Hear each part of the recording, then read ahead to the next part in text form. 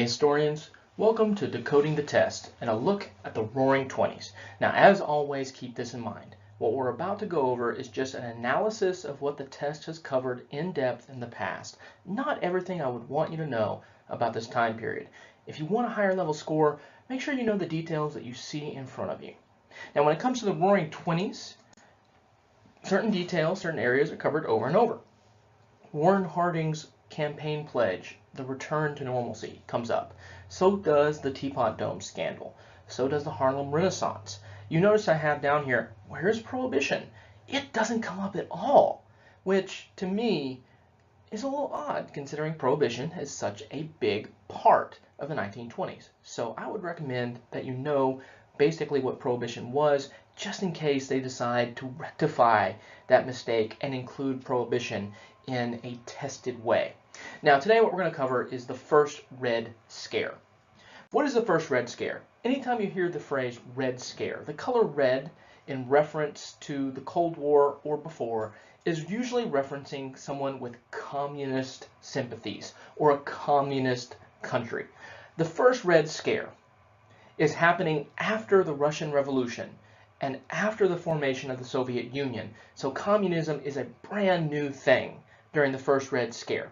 And it's really influenced in America by the kind of anti-immigrant, anti-foreign affairs attitude that kind of went with Warren Harding's return to normalcy.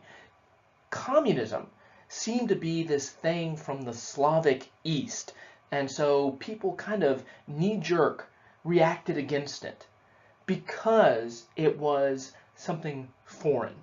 Now later on, you get to have very ideological concerns with communism, but that's really not until the second Red Scare. The first Red Scare is very anti-immigrant, anti-foreign based.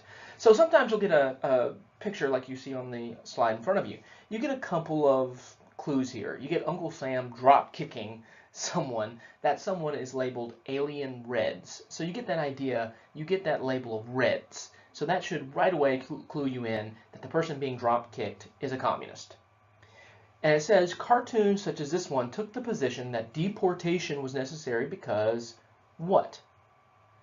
Answer choice C. Communists were infiltrating the United States. That word communist is going to be the word that you're going to want to look for in the answer choices for anything on the first Red Scare or even the second Red Scare. Look for the answer choice that mentions the word communist. Here's the second question. It's a quote referring to Attorney General A. Mitchell Palmer and the Palmer raids.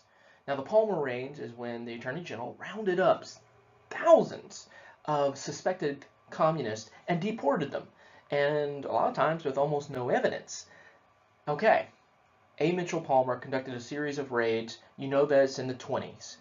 What was the primary reason for these raids? Again, answer choice D, to halt the spread of communist ideas by radicals.